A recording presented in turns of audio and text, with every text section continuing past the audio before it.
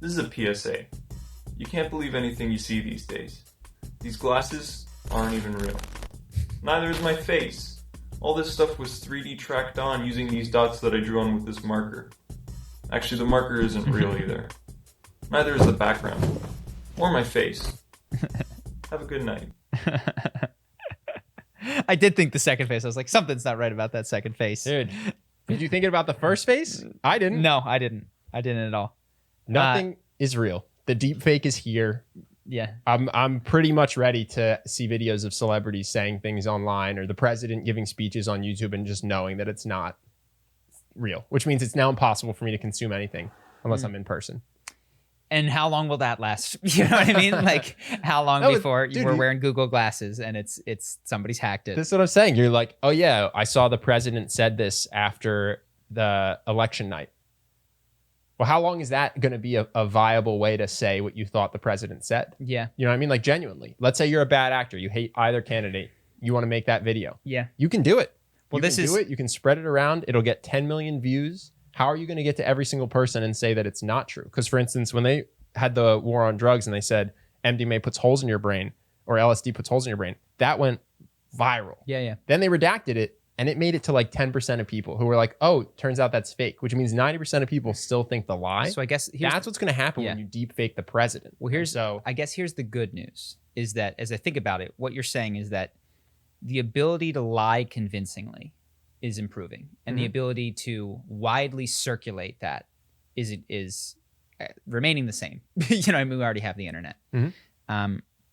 Fortunately, I don't know that is such a different way that the world has been. Now, and this is going to offend some people, but we live in a very religious world where many people believe all variety of miracles that I find very implausible.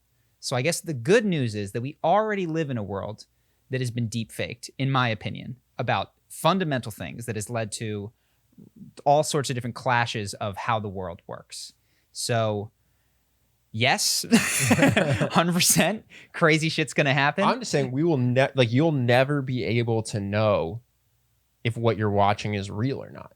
So you're never going to be able to go, oh yeah, the president said that. I think we've talked about this. All the ways that you can cut something. There was the fine people thing with Donald Trump where 20 seconds later he says, I'm not talking about white supremacists. That became a big point that was made on ads and all that kind of stuff. Fortunately, and I do agree with you, you're going to have to distrust your eyes even more, but it's not a fundamental shift. I actually don't think. I already think you can't trust your eyes. I already think lies have spread. But I don't think the majority of people agree with that. I think the majority of people who watch the news and see a clip think it's representative of reality. 100%. And they'll continue and they'll believe the deepfakes. If anything good happens, the deepfakes will convince people to perhaps be a bit more skeptical, though I doubt that. I do think that's coming at some point, but I think we're going to have just a really rough year where people don't realize that there are deepfakes. So the one thing that I did want to mention, which that the election to me made clear, is the Twitter, Facebook, context adding, tweet deleting. I'm officially over that. We've talked about the problem with the fact that a lie can harm people, and that you would ideally, in a world where, say, there was a deadly virus, a million times deadlier than coronavirus, and somebody told an effective lie that it wasn't deadly and it wound up killing a lot of people. Ideally, someone would prevent that from occurring.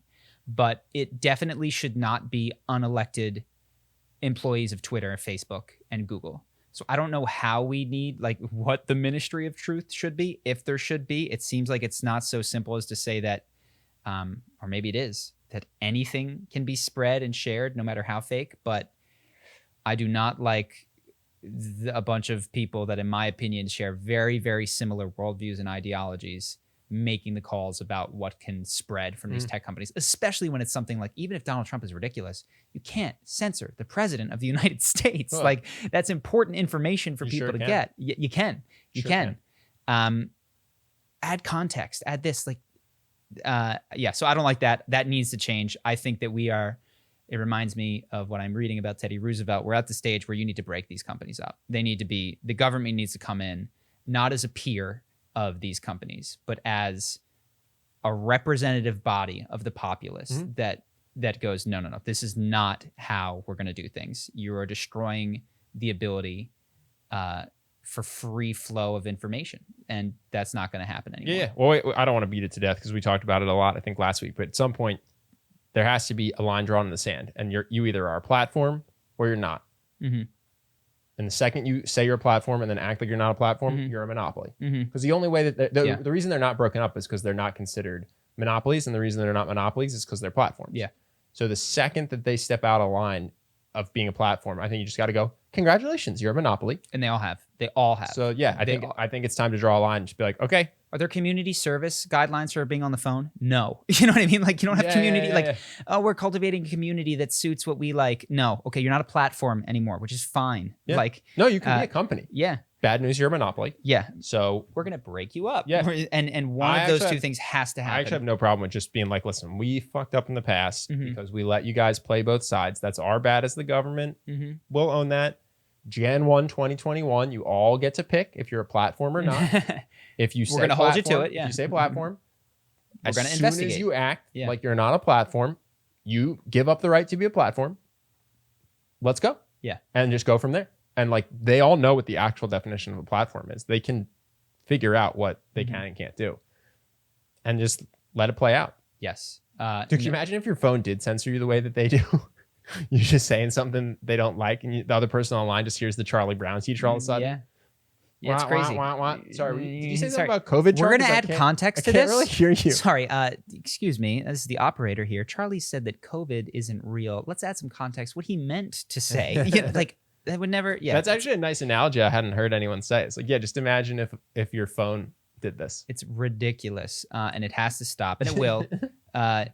It's to me is, I have not yet heard a compelling argument against. I'm open to it, but I don't mind them being either, just to be clear. I don't Yeah. care if Twitter is a platform or if Twitter is a company. I really don't care at all. I just want them to pick which one they are, and then we'll go from there. Mhm. Just let them be whichever one they are. yeah.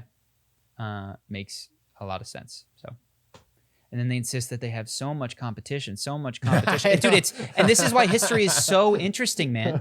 It's so fascinating because at the turn of the 1800s to 1900s, which is the turn of the 20th century,